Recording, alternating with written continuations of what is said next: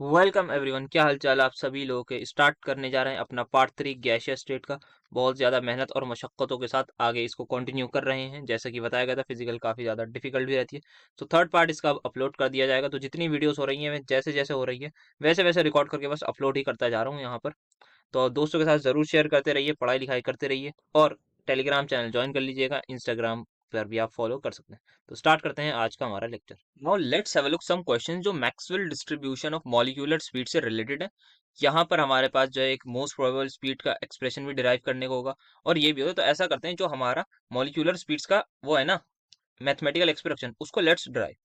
तो यहाँ पर बॉन्ड्स, ये हमारे साहब थे, क्या नाम है इनका, बोल्ट्जमैन साहब, नहीं मैक्सवेल साहब है। नहीं, तो मैक्सवेल साहब ने हमारे बोला कि भाई मॉलिक्यूल्स हैं, कोलिजन होते रहते हैं। सही बात है, कोलिजन होते हैं तो क्या वेलोसिटी चेंज होती है? बिल्कुल होती है।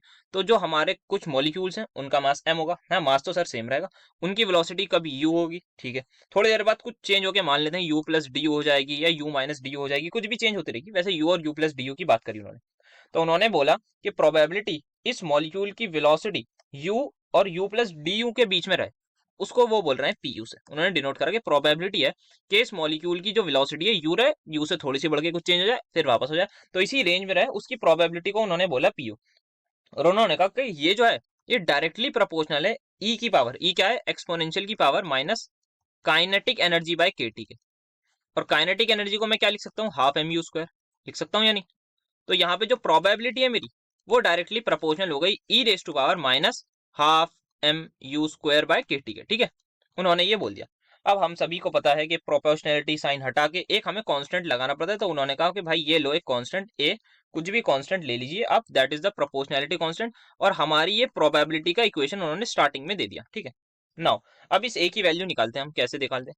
सो यहाँ पर क्या होता है हमारे पास, कैसे हम इवेल्युएट करेंगे किसी भी। अब यहाँ पर ऐसा करते हैं, ये जो प्रोबेबिलिटी निकली है इसको दोनों side we have to multiply with d u. तो पी यू डी यू हो जाएगा।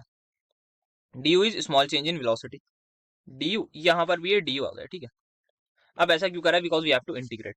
तो यहाँ पर पी यू डी यू जो है, जो प्रोबेबिलिटी है किसी भी चीज की, मुझे बताइए मैक्सिमम क्या हो सकती है। सर प्रोबेबिलिटी हमेशा जो है 0 और 1 के बीच में लाई करती है। तो probability from minus infinity two plus infinity, आपको याद आ रहा होगा थोड़ा बहुत एटॉमिक स्ट्रक्चर का, हमारे पास क्या होनी चाहिए, 1 होनी चाहिए। कि range of interaction of velocities component you के कहां से शुरू होगा, माइनस इन्फिनिटी से प्लस इन्फिनिटी। माइनस इन्फिनिटी से प्लस इन्फिनिटी क्यों, क्योंकि वेलोसिटी नेगेटिव भी हो सकती है, पॉजिटिव भी हो सकती है, डायरेक्शन है हमारे पास। तो वेलोसिटी का मैग्नीट्यूड और डायरेक्शन वही होता है। तो उन्होंने बोला कि इसका इंटीग्रेशन करेंगे, तो मतलब ए कांस्टेंट था, यहाँ पर मुझे माइनस इन्फिनिटी से प्लस इन्फिनिटी करना है। E raise to power minus of M you square by K T, इसकी वैल्यू जो है वो इक्वल आएगी 1 की, क्योंकि प्रोबेबिलिटी मैक्सिमम 1 की ही होगी माइनस इन्फिनिटी से प्लस इन्फिनिटी के बीच में। ठीक है, अब ए की वैल्यू कैसे निकालें, तो इंटीग्रेशन का एक फॉर्मूला होता है जो मुझे भी इसी चैप्टर में आने के बाद पता चला था, आपको भी आज ही पता लगना चाहिए कि E raise to power minus A X square dot D X वो हमारा इक्वल होता है किसके, इसका जब इंटीग्रेशन फाइनल कैलकुलेट कर लेंगे तो पाई अपॉन ए की पावर 1/2 के, बस इतना आपको याद रखना है। ठीक है, पाई अपॉन ए की पावर 1/2 के, ये फॉर्मूला होता है इंटीग्रेशन का। कैसे आया, मैथ्स ऑनर्स वाले आपको बता देंगे, उनसे पूछ लिएगा और मुझे भी बता दिएगा फिर।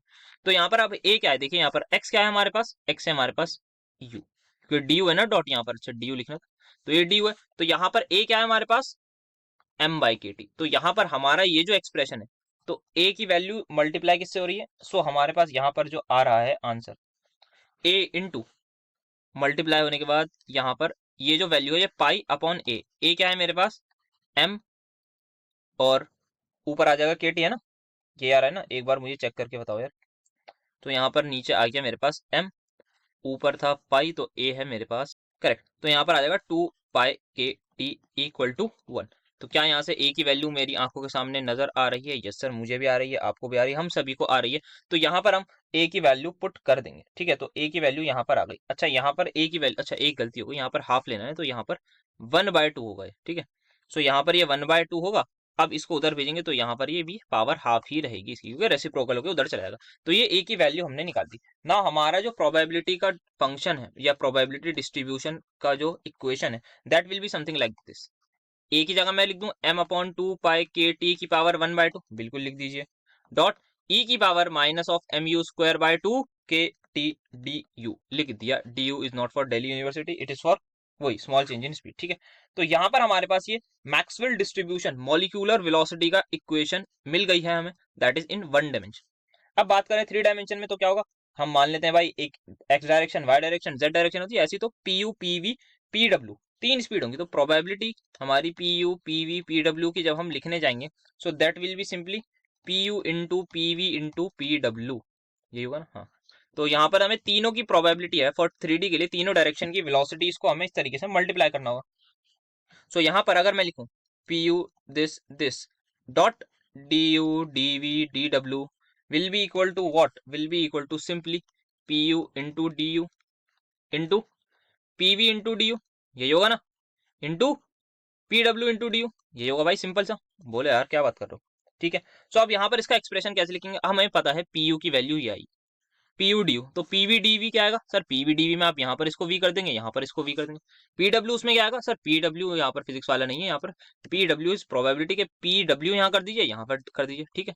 तो यहाँ पर ये हो गया नाउ पी, ये सब लिख लिया हमने। अब जब मल्टीप्लाई करेंगे मुझे बताइए ये फैक्टर सब में सेम रहेगा, क्योंकि यहाँ वेलोसिटी नहीं, हाँ हमारे पास को कैलकुलेट करूंगा तो क्या ये मुझे बताइए एम अपॉन 2 पाई के टी की power half multiply by half की पावर 3 नहीं हो जाएगा, मतलब सर क्या बोल रहे हैं, हाफ प्लस 1/2 प्लस 1/2 नहीं हो जाएगा। एक्सपोनेंट्स की पावर प्रॉपर्टी याद करिए, बचपन में पढ़ी थी, जब भी कोई चीज मल्टीप्लाई हो रही हो और पावर ऐड हो जाती है, ऐसा ही होता है ना, तो यहाँ पर ये बन जाती है 3/2, तो मैं लिख रहा हूँ 3/2। सिमिलरली यहाँ पर जो एक्सपोनेंशियल है, जो ई है, यहाँ पर d u d v d डब्ल्यू तीनों आ जाएंगे। एक्सपोनेंशियल में क्या होगा, यहाँ पर भी माइनस में समथिंग पावर में एक एक्सपोनेंशियल होगा जिसमें माइनस समथिंग पावर ये होगी, और क्या है एक्सपोनेंशियल में, ये हमारे पास ये सेम है, बेस सेम, तो हम पावर्स को ऐड कर देंगे, सेम काम वही करेंगे। तो जब मैं पावर्स को ऐड करूंगा प्रॉपरली, सभी चीजों को कॉमन लूंगा, तो मेरी आंखों के सामने मुझे दिखेगा एक्सपोनेंशियल को मैं अब ई एक्स से लिख रहा हूँ, माइनस एम आ जाएगा u square plus we square plus W square divided by 2 kT, और आप मल्टीप्लाई कर दीजिए इसको d u d v d u a dot d डब्ल्यू से, ठीक है। अब यहाँ पर हमारे पास ये इक्वेशन आ गई, एंड हमारे पास जो u square plus we square plus W square है, इसको हम बोल देते हैं अपना सी स्क्वायर। तो यहाँ पर हमारे पास fraction of molecules with the velocity of C between C plus D C, हमारे पास उसकी वैल्यू ये हो गई रिगार्डलेस ऑफ द डायरेक्शन। अब हम यहाँ पर डायरेक्शन की बात नहीं करेंगे। तो यहाँ पर ये जो वेलोसिटी है जो लाई कर रही है किसी स्फेरिकल शेल में जिसकी थिकनेस है डी सी और एट अ डिस्टेंस डी, तो यहाँ पर मैं इसका आपको कटआउट दिखा देता हूँ। तो फाइनली हमारे पास इक्वेशन क्या बना बच्चा, इक्वेशन क्या बनी, तो पीसीडीसी विल बी इक्वल टू 4 पाई, 4 पाई हमारे पास आप बोलेंगे कहाँ से आया, सो 4 पाई यहाँ पर हमारे पास आया है, ये कहाँ से आया, ओके सो अभी नहीं आया, अभी आएगा। तो यहाँ पर हमारे पास एक शेल लेंगे हम जिसकी थिकनेस है कुछ डीसी, ये शेल है, इसकी कुछ थिकनेस है डीसी। इसकी जब हम वॉल्यूम पता करने जाएंगे, बहुत छोटा सा शेल होगा, बहुत छोटा सा, मैंने बहुत बड़ा दिखा दिया। तो वॉल्यूम हमारे पास होती है एरिया और area of sphere dot DC dot thickness, तो ये इसकी हमारे पास हो जाएगी वॉल्यूम। इस शेल की वॉल्यूम है हमारे पास 4 pi square d c which is the integral of d u d v d डब्ल्यू हमारे पास था, जैसे हमने देखा इन इक्वेशन 28, नहीं इन दिस इक्वेशन, ये इक्वेशन हो गई हमारे। तो यहाँ पर हमारे पास हम लेंगे एक स्फेरिकल शेल, कुछ चीजें हो सकता है आपको एकदम क्लियर नहीं हो रही हूँ, सो लेट्स नॉट उतना मतलब उस पर मत ध्यान दिएगा, बिकॉज काफी डिफिकल्ट रहता है ये। अब ये इसकी प्रोबेबिलिटी भी नहीं है कि बहुत ज्यादा है, बट हाँ थोड़ा सा देख लेते हैं किस तरीके से डेरिवेशन हो रही है। जब आप बुक में देखेंगे ना फिर आपको और चीजें आसान लगेंगी थोड़ी, तो आपको ही थोड़ी ईज होगी जब आप इसको बुक में डेरिवेशन देखेंगे। मैं बुक इसकी अपलोड कर दूंगा अपनी टेलीग्राम चैनल पर, तो वहां से देख सकते हैं। सो पीसीडीसी हमारे पास जो फाइनल हो जाएगा, तो 4 पाई हमारे पास आ जाएगा, 4 पाई सी स्क्वायर डीसी हमारे पास आ जाएगा, और ये हम पीछे से उठा लेंगे 2 पाई के टी 3/2 डॉट सी स्क्वायर, और यही आगे इसके मल्टीप्लाई में है, यहाँ पर मैं ये हटा देता हूँ इस शेल को, डॉट एक्सपोनेंशियल क्या होता है, ई होता है कि power minus of m C square by 2 kT into d सी। तो ये हमारी इक्वेशन बन जाती है final Maxwell distribution of molecular velocities की। और यहाँ पर ये जो पीसीडीसी है that is nothing but just equal to dn by n, और dn बाय n क्या है, n is the total number of gas molecules and dn by n is simply the fraction of molecules. ये क्या है हमारे पास, fraction of molecules with velocity, कितनी velocity, with velocity between c and c plus D सी। तो ये हो गई हमारी इसकी प्रॉपर डेरिवेशन। अब यहाँ पर अगर हम अपनी बुक से देखना चाहें तो वो देख सकते हैं। सो यहाँ पर आप देखेंगे प्रोबेबिलिटी का, ये तो हमने अच्छे से देख लिया किस तरीके से डिराइव हुआ है, ये सारी चीजें तो हमने देख ली। Now then we have seen के यहाँ पर इसमें हमने 3 डायमेंशन में ये करी, यहाँ पर आए, फिर यहाँ पर आप देख सकते हैं इन्होंने बताया कि शेल इतना लेंगे, उसकी इंटीग्रल वॉल्यूम हो गई, तो 4 पाई c स्क्वायर डी सी यहाँ से आ गया। तो इसको क्या बोलते हैं, मॉलिक्यूलर वेलोसिटी का डिस्ट्रीब्यूशन, मैक्सवेल वाला बोलते हैं। बहुत ज्यादा मैंने जम्बल्ड बोल दिया। तो यहाँ पर n is the total number of molecules, और ये क्या मिलता है basically quantity, d N by n क्या है सिंपली, और पीसी डी सी क्या है, फ्रैक्शन ऑफ मॉलिक्यूल्स विद इतनी वेलोसिटी। देन यहाँ पर एम क्या है, यहाँ पर एम जो है वो किसी भी गैस का मास है, किसमें, ग्राम में होगा, यहाँ पर मास जो है ना ग्राम में होगा। अगर मुझे उसको मोलर मास में कन्वर्ट करना है, तो क्या मैं बोल सकता हूँ कि अगर मुझे मास को मोलर मास में कन्वर्ट करना है, तो हम एवोगैड्रो नंबर से मल्टीप्लाई कर देते हैं उसको, मॉलिक्यूलर मास को। अगर यहाँ पर लिख देता हूँ यार, so now what I have to do is, I have to, ये मेरा मास है, मास मेरा इक्वल होता है मोलर मास। अगर मुझे इसको कन्वर्ट करना है मोलर मास में, तो मैं एवोगैड्रो नंबर से, so, अगर मुझे मास को कन्वर्ट करना है मोलर मास में, तो मैं मल्टीप्लाई कर दूंगा इसको एवोगैड्रो नंबर से, तो मेरा एम जो है वो इक्वल आ जाएगा एम अपॉन एन ए के। एंड हमें एक चीज पता होनी चाहिए, k into n a is equals to gas constant के इक्वल होता है।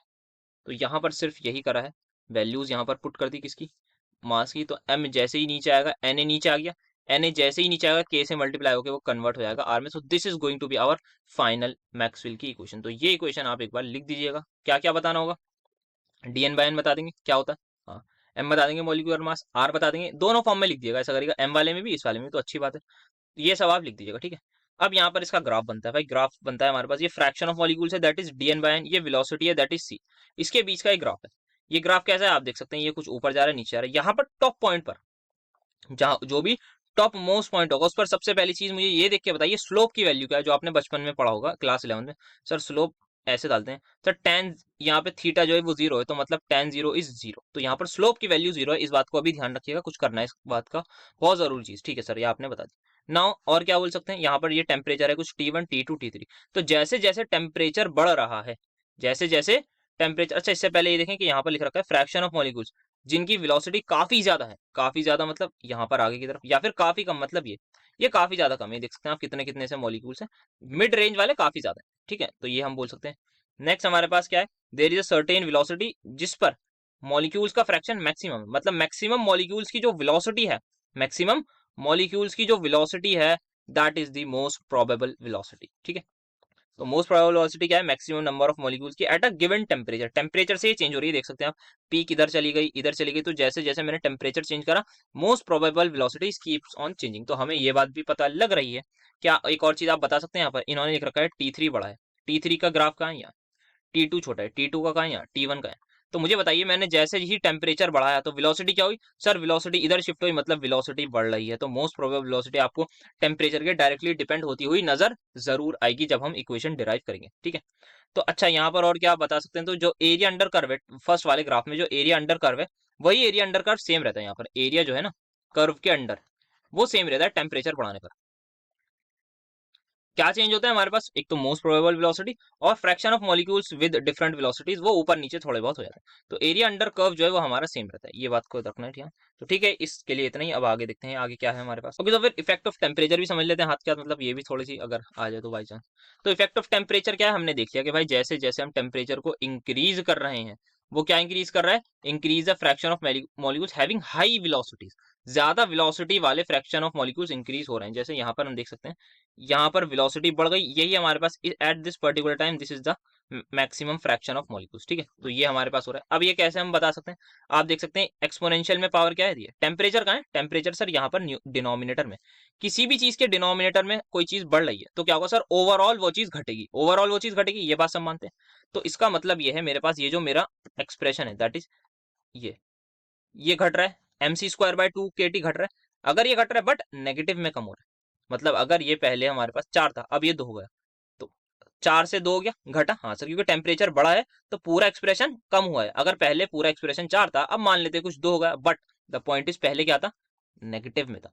तो अब मुझे बताइए क्या चीज बढ़ी है, सर यहाँ पर -2 जो है ना वो बड़ा होता है। अगर -2 बड़ा है तो ई पे पावर -2 ज्यादा बड़ी या ई पे पावर -4, सर ई पे, ऑब्वियस सी बात है, ये वैल्यू हमारी ज्यादा आने वाली है। तो जिसकी वजह से हमारे पास जो है वो वैल्यू हमारी ज्यादा आती है, जो कर्व शिफ्टिंग है ना वो इसी वजह से होता है। तो यहाँ पर क्या होता है, एक्सपोनेंट्स में हमारे पास जो नेगेटिव साइन है एंड द टेम्परेचर डिनोमिनेटर में है, जिसकी वजह से हमारे पास इंक्रीज जो है, हमारे पास ये फैक्टर जो है ये एक्चुअल में इंक्रीज कर रहा है, इंक्रीज हो रहा है, ये वाला फैक्टर। इक्वेशन में अगर हम देखें तो ये जो फैक्टर है हमारा, ये वाला मेजरली, ये वाला फैक्टर एक्सपोनेंशियल वाला, ये इंक्रीज हो रहा है। तो जिसकी वजह से हमारे पास पीसीडीसी भी कहीं ना कहीं इंक्रीज होना चाहिए। सो यहाँ पर हमने ये देख लिया, तो दैट्स वाई हमारे पास मोस्ट प्रोबेबल वेलोसिटी आगे हो रही है। तो यहाँ पर और तो इस फैक्टर को हम बोलते हैं बोल्ट्जमैन फैक्टर, ये देख लिया, ठीक है।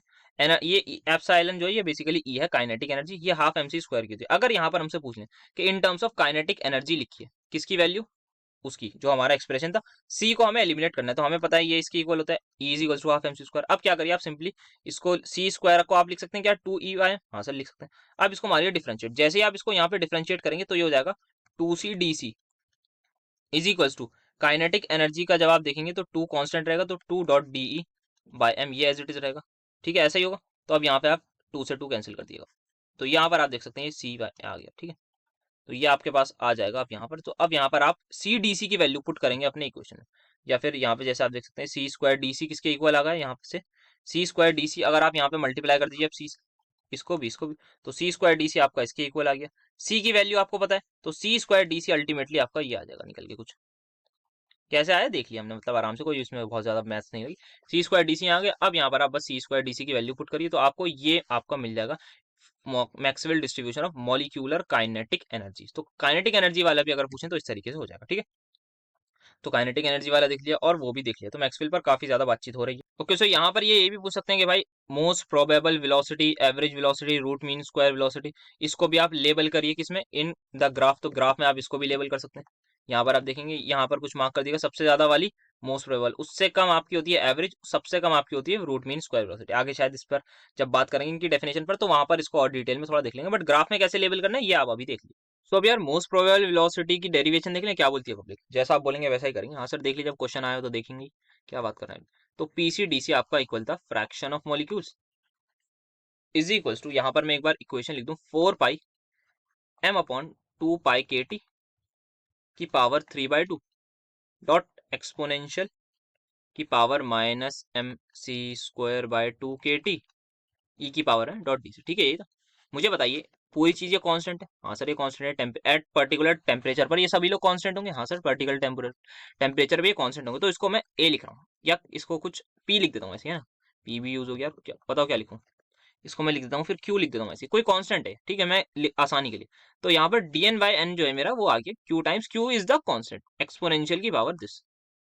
अच्छा यहाँ पर एक सी स्क्वायर मिसिंग है ना, हाँ यहाँ पर सी स्क्वायर मिसिंग है, वही तो मेरे को, एक्सपोनेंशियल की power this into C square dot D C. अब हमें पता है, हमने एक चीज देखी थी कि स्लोप हमारा जो है वो जीरो आ रहा था, आपने देखा था at this particular point slope zero आ रहा था, और उस पर्टिकुलर पॉइंट पर क्या वेलोसिटी थी sir, at a particular point slope क्या आएगा हमारे पास, ये जो फ्रैक्शन ऑफ मॉलिक्यूल है इसका differentiation, sorry fraction of molecules का differentiation with respect to this, ये स्लोप हमारा कब जीरो हो रहा था, जब हमारी सी क्या थी, या जो स्पीड थी वो क्या थी, मोस्ट प्रोबेबल वेलोसिटी। तो हमें स्लोप को इसको डिफरेंशिएट करना है, जीरो के इक्वल पुट करना है, सी की वैल्यू निकालनी है, और जो सी की वैल्यू आएगी that is going to be my what, most probable velocity. तो ये काम आप करते हैं, यहाँ पर ये कांस्टेंट है, कांस्टेंट को कुछ नहीं छेड़ेंगे, हमारे पास ये दोनों चीजें जिनको हमें मेजरली फोकस रखना है, ठीक है। तो यहाँ पर आप क्या करेंगे, तो dy/dn को अब मैं इसकी वैल्यू आगे पुट कर रहा हूँ। तो सबसे पहले सी का डिफरेंशिएशन क्या होगा सर, सी का डिफरेंशिएशन आएगा 2c डॉट, ये इस बार एज इट इज रहेगा। आपको याद होगा कि अगर दो एक्स वाई का डिफरेंशिएशन करते हैं, बता देता हूँ यार, ये भी डी वाई डी एक्स, तो हम ऐसे करते हैं ना, X D Y plus Y D X, एक को डिफरेंशिएट करा दूसरे को रोका, ऐसे ही करते हैं ना, यहाँ क्या लिख दिया डी एक्स, ऐसे ही करते हैं ना यार, अगर दो लोगों का डिफरेंशिएशन करना हो पहले एक का करिए दूसरे का रोकिए, दूसरे का करिए एक का रोकिए, ऐसे ही करते हैं ना। तो वही यहाँ पे प्रोडक्ट रूल यार, product chain rule, product rule जो होता था हमारा वही लगा रहा हूँ। तो यहाँ पर एक्स ये लगाया मैंने, तो 2c पहले सी स्क्वायर को करा, इस वाले को मैं एज इट इज लिख रहा हूँ, ई की पावर है, ई की पावर में ही आ गया। इस बार मैं अब ई वाले को कर रहा हूँ, और यहाँ पे बीच में प्लस का साइन आएगा, ध्यान रखिएगा, और ये क्यू तो एज इट इज मैं इसको कहीं भी लिखूंगा। अब यहाँ पर प्लस का साइन आएगा, तो सी स्क्वायर को एज इट इज लिख रहा हूँ। देन ई की पावर एक्स का डिफरेंशिएशन क्या होता है सर, ई की पावर एक्स का डिफरेंशिएशन वही होता है जो ई की पावर एक्स है, ठीक है। यहाँ पर पहली बात ये आ गई सर, दूसरी बात यहाँ पर ये ई की पावर एक्स नहीं है, यहाँ पर ई की पावर माइनस ऑफ समथिंग है, तो चेन रूल लगाएंगे हम, जो अंदर क्वांटिटी लिखी है उसको डिफरेंशिएट करेंगे। तो अंदर जो क्वांटिटी लिखी है उसको जब मैं डिफरेंशिएट करूंगा विद रिस्पेक्ट टू दिस, अब मुझे इस क्वांटिटी को डिफरेंशिएट करना है विद रिस्पेक्ट टू दिस, तो यहाँ पे सिर्फ और सिर्फ सी डिफरेंशिएबल है, तो यहाँ पर ये वैल्यू आ जाएगी मेरे पास -2mc डिवाइड बाई 2kT। बोलिए यस और नो, कोई ये मत बोलना यार ये समझ नहीं आया, मतलब ऐसे फिर मजा नहीं आएगा। तो यहाँ पर डॉट, अब अंदर वाली क्वांटिटी को मैंने डिफरेंशिएट मारा, -2mc/2kT आ गया, और ये चीज इक्वल टू जीरो हो जाएगी। यहाँ पर क्यू एज इट इज रहेगा, अब मुझे बताइए ये जो क्वांटिटी थी क्यू क्या है सर, ये क्या ये कभी जीरो के इक्वल हो सकती है? नो सर, नहीं हो सकती। तो इसको मैं हटा सकता हूँ। अब मेरे पास क्या ये इसका सम कुछ इसमें से कुछ जीरो के इक्वल, हाँ सर यही हो सकती है। तो यहाँ पर ये चीज हमारी जीरो के इक्वल, इसको हम पुट करने, Q is equal to zero होगा आइदर, और ये पूरी चीज इक्वल टू जीरो होगी। सर क्यू तो जीरो के इक्वल हो ही नहीं सकता, तो यही चीज हो सकती है। तो अब इसको देखिए, सबसे पहले यहाँ पर एक चीज देखिए, ये चीज कॉमन है, इसको मैं कॉमन ले रहा हूँ, ई की पावर समथिंग को। दूसरा यहाँ पर क्या कॉमन ले सकता हूँ मैं, यहाँ से एक सी ले जाऊँ कॉमन, एक सी ले लेता हूँ कॉमन, एक सी ले लिया मैंने कॉमन, यहाँ से सी ले लिया कॉमन, और एक टू ले लेता हूँ कॉमन। तो यहाँ पर मेरे पास क्यू अब मेरे पास हट गया, तो यहाँ पे मेरे पास देखिए कॉमन क्या क्या आया है, ई की power minus M C square by two K T common आया था, डॉट टू सी आया था कॉमन। अंदर देखिए क्या बचा, यहाँ से तो सभी कुछ चला गया, तो वन प्लस का सी बचा, अच्छा ये माइनस है तो अब माइनस पीछे आ जाएगा, तो minus two M C square by, और कुछ लेके गया मैं टू, अच्छा टू तो चला गया ना, देखिए यहाँ पर टू मेरा चला गया, मैं टू ले गया तो ये वाला टू चला गया, तो टू हटा देता हूँ मैं यहाँ से, M C square by K T हो गया, कुछ नीचे है to K T equal to zero. तो अब ये क्वेश्चन हमारी जीरो के इक्वल पुट करिए, one is equal to M C square by two K T, और सी आपका आ जाएगा under root two K T by M. I hope आप सभी को इस डेरिवेशन में जरूर मजा आया होगा। सर ये m क्या है, m आपका मॉलिक्यूलर मास है, इन ग्राम होगा। k is the Boltzmann constant, अगर आपको इसको कन्वर्ट करना है r में, तो c is equal to under root two K as it is लिखिए, t आएगा तो m को लिख दिए मोलर मास, और इसको कन्वर्ट करने का अभी हमने दिखाया, तो आपको na से मल्टीप्लाई करना होगा, ये दोनों लोग मिलके क्या बन जाएंगे, ये दोनों लोग मिलके r बन जाएंगे। तो दैट्स वाई यहाँ पर इस तरीके से करना है। अगर मास आपका ग्राम में उसमें दे रखा हो, दैट इज वही आपका यूनिफाइड में कुछ यू एटॉमिक मास दे रखा हो सिंपली, तो आप इसी फॉर्म में करेंगे। जैसे यू में दे रखा होगा तो आप उसको फिर ग्राम में करेंगे 1.6 समथिंग से मल्टीप्लाई करके, तब आप इसी फॉर्मूले का यूज करके के की वैल्यू डालेंगे। वरना मोलर मास दे रखा हो तो मोलर मास में आप इसको लिख देंगे आर की फॉर्म में, यूनिवर्सल गैस कांस्टेंट फॉर्म। आई होप आप सभी को प्रॉपरली समझ में आया होगा किस तरीके से डेरिवेशन हमने ये करी, पूरी डिटेल इसकी समझ में आई होगी। तो हमने क्या क्या कर लिया इस क्वेश्चन में एक बार देख लें। तो यार एक्सप्रेशन लिख लिया था, स्पीड्स का लिख लिया था, काइनेटिक एनर्जी के टर्म्स में लिख लिया, वो दिखनी सारी टर्म्स, मोस्ट प्रोबेबल स्पीड का ड्राइव कर लिया है बहुत मेहनत से। One of the difficult topic लगा था मुझे भी, और आपको भी लग ही रहा होगा मेरे हिसाब से, शायद अब नहीं लगे, अब थोड़ा कम लगेगा, मतलब लगेगा ऐसी बात नहीं है भाई, टॉपिक तो है, पर आपको अब थोड़ा कम लगेगा। रफली स्केच कर लिया था, रफली नहीं भाई बहुत प्रॉपरली करा था, बुक का कटआउट लाए, मॉलिक्यूलर वेलोसिटीज के टर्म में बता दिया, लेवल कर लिए थे दोनों एक्सिस को, एक्सप्लेन द इफेक्ट भी कर लिया। तो ये सारे हमने बहुत ही अच्छे क्वेश्चन, बड़े बड़े क्वेश्चन डिस्कस कर लिए हैं, बहुत ही ज्यादा डिटेल में वो भी। नाउ अब देखते हैं starting from postulates of kinetic gases की थ्योरी, डिराइव करते हैं ये इक्वेशन हमारी जो हमारे स्क्रीन पर है, where symbols have their usual meaning. ठीक है, ये क्या है, व्हाट इज लॉ ऑफ, ये तो हम कर चुके हैं ऑलरेडी, सब कुछ बात कर चुके हैं, रिड्यूस इक्वेशन ऑफ स्टेट की, van der Waals equation state, सब बात कर चुके हैं। तो अब यहाँ पर इसको देखते हैं, सबसे पहले पोस्टुलेट्स देखते हैं। तो केटीजी के पोस्टुलेट्स क्या आते हैं हमारे पास, यहाँ पर आप देख सकते हैं गैस में क्या होते हैं, बहुत सारे छोटे पार्टिकल्स होते हैं जिसको मॉलिक्यूल्स बोलते हैं। सबको पता है कि उनकी जो वॉल्यूम है वो बहुत ही ज्यादा नेग्लिजिबल होती है, ये केटीजी ने बोला था, तभी हम आइडियल गैस इक्वेशन यूज कर पाए थे। तो उनकी जो एक्चुअल वॉल्यूम है that is negligible fraction of the total volume occupied by the gas. ठीक है, तो फिर हमने आइडियल गैस और रियल गैस में इसका डिफरेंस देख लिया था कि रियल गैस में what's the actual difference. So the molecules are in a state of constant rapid motion, भाई वो हर जगह डायरेक्शन में रहते हैं, कोलाइड करते रहते हैं रैंडम पॉसिबल मिरर में, पता है बात, with walls of the vessel.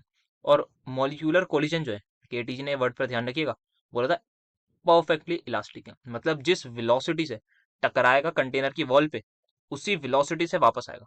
That is कोई भी लॉस ऑफ एनर्जी नहीं होगा जब गैस मॉलिक्यूल जो है कोलाइड करेंगे एक दूसरे से या वॉल्स ऑफ द वेसल से। ठीक है, सो काइनेटिक एनर्जी जो है वो ट्रांसफर भी हो सकती है एक मॉलिक्यूल से अनदर में, बट किसी और एनर्जी की फॉर्म में कन्वर्ट नहीं होगी, दैट इज हीट। मतलब ऐसा नहीं होगा कि स्पीड जो है वो कम हो जाए क्योंकि हीट निकल जाए, कुछ टकराने के बाद ना कोलिजन हो जाए तो हीट एनर्जी कुछ निकल जाए, तो ऐसा नहीं होगा, प्योरली परफेक्टली इलास्टिक कोलिजन होगा, कोई इन इलास्टिसिटी नहीं होगी, कोई अट्रैक्टिव फोर्सेस नहीं है जो हमने बात करी थी अपनी रियल गैस वाले में, बिटवीन मॉलिक्यूल्स ना वॉल ऑफ द वेसल में। ठीक है, प्रेशर जो होता है वो क्यों होता है, due to bombardment of molecules, जो मॉलिक्यूल्स टकराते हैं किस पे, दीवार पर, किसकी, वही वेसल की, उसकी वजह से प्रेशर आता है। फिर यहाँ पे आप देख सकते हैं, आप यहाँ पर क्या लिखा है, laws of mechanics in particular second law are applicable. ठीक है, तो ये कुछ बातें थी हमारी केटीजी के postulates. Now let us try to drive this equation. So सबसे पहले क्या होता है, यहाँ पर एक कंटेनर मान लेते हैं, क्यूबिकल कंटेनर है, मैं सिर्फ आपको फ्रंट व्यू दिखा रहा हूँ, इसमें बहुत सारे गैस मॉलिक्यूल होंगे, एक गैस मॉलिक्यूल को पकड़ लेता हूँ। तो ये मैंने गैस मॉलिक्यूल को पकड़ लिया, ये कुछ अपनी वेलोसिटी यू वेलोसिटी से चल रहा है, एक्स डायरेक्शन में बात हुई है खाली। तो ये यू वेलोसिटी से जा रहा होगा तो यहाँ पर ये टकराएगा, हाँ जी सर बिल्कुल टकराएगा।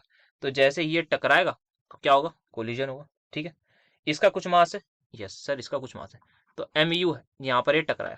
तो इनिशियली जैसे ही ये टकराएगा तो इनिशियली कुछ मोमेंटम होगा, यस सर होगा, वो किसके इक्वल हो जाएगा, mu के। सब मानते हैं इसको, mass into velocity is the momentum.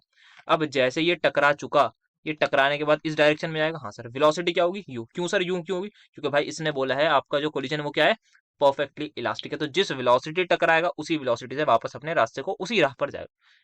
तो फाइनल मोमेंटम मुझे बताइए क्या होगा, कुछ लोग कहेंगे सर mu होगा। नाउ द पॉइंट इज यहाँ पर वेलोसिटी की डायरेक्शन हो गई change, so the answer is going to be -mu। I hope आप सभी को ये पॉइंट समझ में आएगा। अब मैं निकालूंगा delta P, that is final momentum minus initial momentum, so that is going to be my minus of 2mu, और मैं मैग्नीट्यूड से ही बात करूंगा। तो डेल्टा पी कितने मॉलिक्यूल्स का, एक मॉलिक्यूल्स का मैंने निकाल लिया, ठीक है। नाउ बात करें अब टाइम की, यहाँ पे टकराने के बाद अगर मैं इस कंटेनर की लेंथ एल ले लूँ, ये क्यूबिकल मानते हैं हम, तो क्यूब है हमारे पास, इसकी लेंथ एल है। यहाँ से लेके यहाँ पर जाएगा कुछ, हाँ सर, तो यहाँ से लेके यहाँ तक जाने में कुछ टाइम लगेगा, हाँ उसी को हम टाइम बोलते हैं, कितना टाइम चेंज हुआ, तो that is distance divide by speed, तो एल बाई यू हो जाएगा। तो यहाँ पर अगर मैं फोर्स निकालूँ, सो that will B D P by D T, या फिर delta P by delta T, और यहाँ पे मैग्नीट्यूड में रखूंगा, सो that will become 2mu by time, और टाइम कितना है मेरा, एल बाई यू, तो यू पर आ जाएगा, तो ये बन गया मेरा फोर्स, ठीक है। अब फोर्स किसके इक्वल होता है, force is equals to pressure upon area के, यही होता है ना। और प्रेशर किसके इक्वल होगा, फोर्स इनटू एरिया के, सही लिख रहा हूँ। तो प्रेशर फोर्स, या उल्टा बोल दिया ना मैंने, pressure is equals to force upon area होता है, क्या बात कर रहे हो आप, pressure is equals to force upon area, फिर से वही लिख दिया। तो यहाँ पर जो हमारा प्रेशर है that is force upon area, ठीक है। सो फोर्स क्या है यहाँ पर, ये है, एरिया क्या है यहाँ पर, क्योंकि क्यूब लिया है हमने, तो that will B L cube, L square से मल्टीप्लाई हो जाएगा ना, तो एल क्यूब हो जाएगा, ठीक है। नाउ हमने ये बात कर दी एक डायरेक्शन में, तो अगर हमारे पास हम टोटल मोमेंटम की बात करें, सॉरी प्रेशर की बात करें इन ऑल द डायरेक्शन, तो टोटल प्रेशर सारे डायरेक्शन के लिए मुझे ऐड करना पड़ेगा 2mu square by L cube, और वही हम लेंगे U V W, 2m v square by L cube, X दूसरी डायरेक्शन की आ गई, and then 2m w square by L cube, ठीक है। अब यहीं पे मैं इन सभी को कॉमन ले लूंगा, तो मेरा जो प्रेशर है that will become 2m divided by L cube, नीचे आ रहा है U square plus we square plus W square, जिसको मैं डायरेक्टली लिख सकता हूँ सी स्क्वायर के इक्वल। तो यहाँ पर हमने इसको ले लिया सी स्क्वायर के इक्वल, ठीक है। तो यहाँ पर मैं डायरेक्ट लिख देता हूँ सी स्क्वायर, मैंने बता दिया लिखने की जरूरत नहीं है, कॉमन लिया तो ये हो गया, ठीक है। नाउ अब क्या करेंगे, तो यहाँ से हमने क्या निकाल लिया, प्रेशर निकाल लिया आप सभी के सामने। नाउ ये किसका था, ये जो प्रेशर निकाला है कितने मॉलिक्यूल्स का था, एक मॉलिक्यूल्स का। अब हमें बात करनी है मल्टीपल मॉलिक्यूल्स के लिए, कितने मॉलिक्यूल्स होंगे हमारे पास, टोटल एन मॉलिक्यूल्स होंगे, है ना। सो यहाँ पर बेसिकली मैंने कुछ थोड़ा बहुत पहले ही कर दिया, सो यहाँ पर ऐसा करते हैं, बेटर टू राइट जैसे बुक में कराए ना वैसे करते हैं। तो अभी इसको रहने दीजिए, इस वाले को भी रहने दीजिए, मतलब आंसर तब भी सेम आएगा। बट पहले क्या करा हमने, फोर्स निकाल लिया, ठीक है। फोर्स निकालने के बाद now what we have to do is, जैसे ही फोर्स निकाला तो हमें सबसे पहले यहीं पर हम बता देंगे, तो फोर्स टोटल की वैल्यू, दैट इज फोर्स जो होगा वो सारी डायरेक्शन का total, that will become 2m c square by U square plus W square plus we square, वही सेम तरीका करूंगा तो ये होगा। अभी इसको रहने दें क्योंकि यहाँ पर बुक में ऐसा नहीं होगा, तो सेम तरीके से चलते हैं ताकि अच्छा लगे हमें भी आपको भी, फिर दिखने में अजीब लगेगा कि मतलब यार ये ऐसे करा सर ने, ये बुक कुछ सिखा रहे हैं, तो कोई बात नहीं। तो यहाँ पर मैंने फोर्स निकाल लिया, ठीक है। नाउ अब देखिए बुक में, सो यहाँ पर मैंने जैसे ही फोर्स निकाला, नाउ हमें कितने मॉलिक्यूल का चाहिए, एन मॉलिक्यूल्स का चाहिए। क्या एन मॉलिक्यूल्स की कुछ स्पीड्स भी ऐड करनी पड़ेंगी, हाँ सर एन स्पीड्स ऐड करनी पड़ेगी। सो वी विल राइट कि यहाँ पर जो हमारा फोर्स टोटल आएगा, जो भी delta P by delta T total आएगा, that is going to be 2m c square, C I लिख रहा हूँ मैं, आई क्यों लिख रहा हूँ अभी बताता हूँ, क्योंकि यहाँ पर हमें समीशन करना होगा सारी स्पीड का, जितनी भी मॉलिक्यूल्स हैं उन सभी की स्पीड का समीशन करना होगा।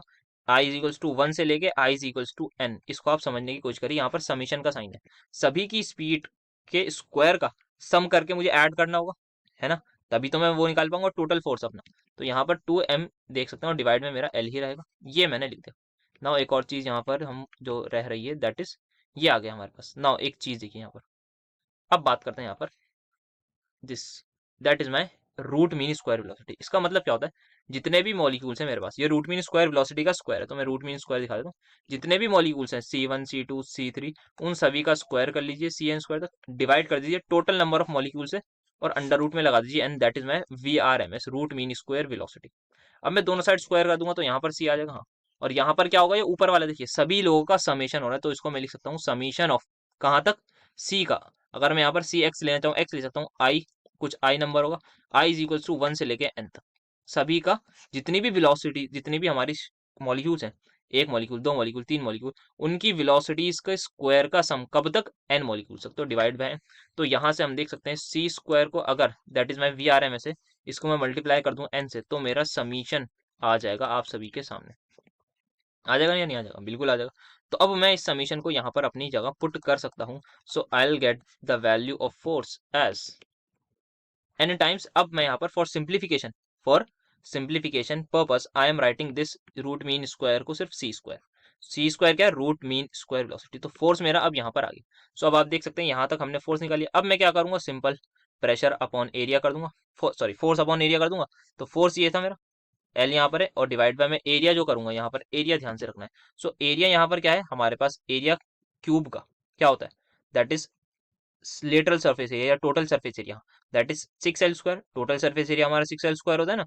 तो प्रेशर हमने यहाँ से निकाल लिया। नाउ यहाँ पे हमें पता है ये 1 जा 3 जा हो जाएगा, तो एल क्यूब किसके इक्वल होगा, वॉल्यूम के, तो नीचे आ गया वॉल्यूम। तो 1/3 हमारे पास ये डेरिवेशन टोटल पूरी हो गई है। सो आई होप डेरिवेशन आपको थोड़ी थोड़ी क्लियर हुई होगी। तो प्रेशर जो है हमारा वो इक्वल होता है किसके, फोर्स अपॉन एरिया के। फोर्स मेरा ये है, एरिया मेरा 6L² है। क्या करूंगा, इसको कैंसिल कर दूंगा या फिर लिखा ही रहने देते हैं। 1 जा 3 जा करूंगा, एल क्यूब किसके इक्वल होता है, वॉल्यूम के, तो 3 नहीं, क्योंकि डिनोमिनेटर में आएगा mnc² / 3v मेरा आ गई काइनेटिक गैस इक्वेशन। और I can write it as pv बराबर 1/3 mnc², where c is the root mean square velocity. I hope आपको डेरिवेशन बेहतरीन तरीके से समझ में आ गई होगी। तो यहाँ पर हमारे पास इसकी डेरिवेशन हो जाती है डन। नाउ इससे what we can do is we can derive many, क्या मैनी, बहुत सारे gas laws, that is Boyle's law, Charles law, Avogadro's law, वो भी अब देख लेते हैं। तो नाउ यार यहाँ पर अब डिराइव करते हैं अपना Boyle's law. Boyle's law simple बोलता है भाई, अगर हमारे पास कांस्टेंट टेम्परेचर है at T is equals to constant, अगर मेरा टेम्परेचर कांस्टेंट है और मास ऑफ गैस भी कांस्टेंट है, मास बोलना है मास बोल लीजिए, या नंबर ऑफ मॉलिक्यूल्स भी बेसिकली हमारे पास कांस्टेंट है। तो n और m जो है हमारा वो कांस्टेंट है, मास ऑफ गैस कांस्टेंट है, नंबर ऑफ मॉलिक्यूल्स हमारे पास जो है वो कांस्टेंट है। मास वो बोले या नंबर ऑफ मॉलिक्यूल, दोनों बातें सेम है। मास ऑफ गैस तो हमेशा ही कांस्टेंट रहेगा, है ना, क्योंकि मतलब गैस का मास चेंज थोड़ी होगा। तो नंबर ऑफ मॉलिक्यूल्स बोल देते हैं बेसिकली, मोलर मास की से हम रिलेट वैसे नहीं करें तो बेटर। तो यही मानते हैं कि हमारे पास नंबर ऑफ मॉलिक्यूल्स कांस्टेंट है, तो at that temperature P is inversely proportional to V होता है। ये हमारा बॉयल्स लॉ बोलता है। अब देखते हैं कैसे बोलता है। ये क्वेश्चन थी केटी जी की, तो इसको क्या करा हमने, लिख दिया यहाँ पर 2/3 से, सॉरी यहाँ पर इन्होंने क्या करा है, सिर्फ 1 अब उससे मल्टीप्लाई करा है, 2/3 होती है ना। तो दे हैव क्या कर रहे हैं यार ये लोग, सॉरी माय बैड, मतलब सही कर रहे हैं ना, ऊपर नीचे 2 से मल्टीप्लाई करके। अब ये टर्म हमारी क्या बन गई, काइनेटिक एनर्जी के ऊपर। काइनेटिक एनर्जी क्या होती है, तो काइनेटिक एनर्जी हमें पता होना चाहिए, वो होती है 3/2 RT या 3/2 KT के इक्वल। तो यहाँ पर टेम्परेचर क्या है, कांस्टेंट है। तो अगर टेम्परेचर कांस्टेंट है, मुझे बताइए, अगर टेम्परेचर कांस्टेंट है तो क्या बताएंगे आप मुझे कि यहाँ पर क्या पीवी का प्रोडक्ट कांस्टेंट नहीं हो जाएगा, क्योंकि 2/3 something which is constant value है। तो यहाँ पर हमारा पीवी का प्रोडक्ट कांस्टेंट हो जाता है, या फिर हम बोल सकते हैं P is inversely proportional to V हो जाता है। ये हमारा बॉयल्स लॉ कहता है। इसका मैं ग्राफ तुरंत से पहले दिखा देता हूँ आप सभी की स्क्रीन पर। ये बनता है इसका प्रेशर और वॉल्यूम का graph, that is something like this. इसको हम आई गेस रेक्टेंगुलर हाइपरबोला बोलते हैं, if I am not wrong. तो ये हम इसको बोलते हैं आइसोथर्म बोलते हैं बेसिकली, कि यहाँ पर जो है आइसोथर्म है ना, आइसोथर्म कर्व है, आइसोथर्मल ग्राफ है, आइसोथर्मल के लिए, ठीक है। नेक्स्ट जल्दी से देख लेते हैं चार्ल्स लॉ। भाई चार्ल्स लॉ में क्या बोलना है हमें, हमारे पास क्या कांस्टेंट है, नंबर ऑफ मॉलिक्यूल कांस्टेंट है, और इस टाइम प्रेशर कांस्टेंट है। तो पीवी इज इक्वल टू 1/3 या फिर 2/3 KT में से क्या आ गया, प्रेशर कांस्टेंट आ गया। और दूसरी चीज हमें टेम्परेचर का रिलेशन देखना है। तो यहाँ पर क्या मैं बोल सकता हूँ, जो हमारा C² है that is directly proportional to temperature. Kinetic energy क्या होती है, यही तो है ये, अगर आप इस मॉलिक्यूल्स को वो करें 1/3 M, 1/3 MnC²। तो C² क्या है, डायरेक्टली प्रोपोर्शनल है टेम्परेचर के, ठीक है। तो C² की जगह हम डायरेक्टली प्रोपोर्शनल लिख सकते हैं। और Mn वैसे ही कांस्टेंट है, क्योंकि नंबर ऑफ मॉलिक्यूल्स कांस्टेंट, मास तो होता ही है भाई कांस्टेंट। तो प्रेशर भी कांस्टेंट है, तो V डायरेक्टली प्रोपोर्शनल टू ये आ गया, तो V directly proportional to temperature आ गया, सिंपल। तो ये अपना चार्ल्स लॉ हो गया। इसका मैं ग्राफ आपको तुरंत से पहले दिखाऊं, तो it's graph will be like this. तो V डायरेक्टली प्रोपोर्शनल T से, तो ये डायरेक्टली एक स्ट्रेट लाइन आपको बनती हुई है नजर आएगी। देन एवोगाड्रोस लॉ की बात करें तो यहाँ पर क्या करा है, यहाँ पर हमने ली है दो गैसेस ली, उन दो गैसेस के लिए काइनेटिक इक्वेशन लगा यहाँ से। तो एवोगाड्रोस लॉ के केस में टेम्परेचर, वॉल्यूम, प्रेशर सब बराबर होता है। टेम्परेचर, प्रेशर, वॉल्यूम सब इक्वल होता है ना, हाँ ठीक है, ये सब इक्वल होता है। तो अगर इन सभी इफ टू गैसेस उनका सेम टेम्परेचर है, तो मॉलिक्यूलर काइनेटिक एनर्जी भी इक्वल हो जाएगी। हाँ सर ये बात भी बिल्कुल सही बोली। तो यहाँ पर क्या हो गया हमारे पास, सबसे पहले हमने क्या करा, P1 V1 की वैल्यू लिखी, P1 V1 is equal to P2 V2। क्यों है, क्योंकि भाई प्रेशर 1 प्रेशर 2 के इक्वल है, वॉल्यूम 1 वॉल्यूम 2 के इक्वल है। सही बात है। तो इक्वेट कर दिया, यहाँ पे कुछ कैंसिल वैंसिल हो जाएगा। नाउ एक और इंपॉर्टेंट चीज यहाँ पर कि half mc1 square is equal to half m2c2 square. Why? Because kinetic energies है वो इक्वल होंगी एक टेम्परेचर पे, तो इससे ये गया, इससे ये कैंसिल हो गया, n1 बराबर n2 आ गया। मतलब अगर ऐसी कंडीशन है जहां पर क्या है, प्रेशर वॉल्यूम टेम्परेचर कांस्टेंट है, देन नंबर ऑफ मॉलिक्यूल्स भी जो है उस गैस के इक्वल होंगे। सो लिखा हुआ है equal volume of all gases under same condition of temperature pressure contains equal volume या equal number of molecules. This is my Avogadro's law. I hope आपको ये सारे लॉ समझ में आए होंगे। यहाँ पर केटीजी से जो जो चीजें हो सकती थी वो देख ली। That's it for today. इतना ही था आज के लेक्चर के लिए। मिलेंगे जल्द ही नेक्स्ट लेक्चर में आगे के पार्ट्स को अपलोड करते हुए। Thank you so much for attending my lecture.